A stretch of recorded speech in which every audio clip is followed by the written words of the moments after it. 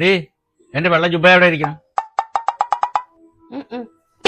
എന്തെങ്കിലും ചോദിക്കുമ്പോ നീ മോന്തെടുത്ത് കാട്ടിയിരിക്കുന്ന കാര്യം എന്താ? നിങ്ങളുടെ വെള്ള ജുബ എന്റെ കയ്യിലാണ് ഇരിക്കുന്നത്. എന്റെ അടുത്ത് വന്ന് ചോദിക്കാനായിട്ട് ഞാൻ എന്നെ ഇവിടുത്തെ വേലക്കാരിയാണോ? അപ്പൊ ഞാൻ എന്താ ഇവിടുത്തെ വേലക്കാരനാ? രാവും പകലും ഇല്ലാതെ വീടിന് വേണ്ടിട്ട് കഷ്ടപ്പെടാനായിട്ട്. ആ കൊള്ളാല, എന്ത് കഷ്ടപ്പാടെന്ന്. കുടുംബവും കുട്ടികളും ഒക്കെ അവിടെ കുറച്ച് കഷ്ടപ്പാടുകളൊക്കെ സഹിക്കണം. ഇതെല്ലാവർക്കും ഉള്ളതാണ്. അതിനിങ്ങനെ കണക്ക് പറയേണ്ട കാര്യമൊന്നുമില്ല കേട്ടാ.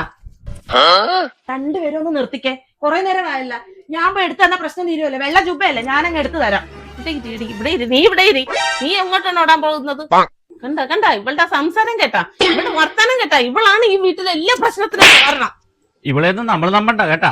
പഠിത്തവും കഴിഞ്ഞ് ജോലിക്കും പോകാതെ 24 മണിക്കൂറും ഫോണും കുത്തി ഓൺലൈനിൽ കുറെ സാധനങ്ങൾ വരുത്തേച്ച് പെരയുടെ തടയിരിക്കുന്നില്ലേ? അതാണ് നമ്മളെ മുടിപ്പിക്കുന്ന ഏറ്റവും വലിയ പ്രശ്നം. ഇത് വയസ്സാം കാലത്ത് ഇവളൊന്നും നമ്മളെ നോക്കത്തില്ല. അല്ലേലും ഞാൻ ഇവളെയൊന്നും കണ്ടല്ലേ ജീവിക്കുന്നത്. എനിക്കതിനൊരു പ്രതീക്ഷയില്ല ഇവളൊക്കെ നമ്മളെ നോക്കുമെന്ന് വയസ്സാം കാലത്ത്. നമുക്ക് വേണ്ട നമ്മൾ തന്നെ ഉണ്ടാക്കണം.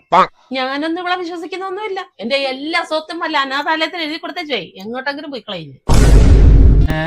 അപ്പൊ ഞാനോ? അപ്പൊ ഞാനിപ്പോ എവിടെ പോകും? പിന്നെ നിങ്ങളില്ലാതെ ഞാൻ നല്ലോണം പോയിട്ടുണ്ടോ സുരേഷന? നമ്മൾ എപ്പോഴും ഒന്നിച്ചല്ലേ ഇരിക്കുന്നത്. കള്ളി. അപ്പൊ എന്നെ വെള്ള ജുബല്ലേ? അത് ഞാൻ കഴുകി തേച്ച് മടക്കി വെച്ചു. ഞാനിപ്പോ എടുത്തു തരാം. മടി തന്നെ എല്ലാ പ്രശ്നത്തിനും കാരണമായിട്ട് ഇരിക്കാനോട്.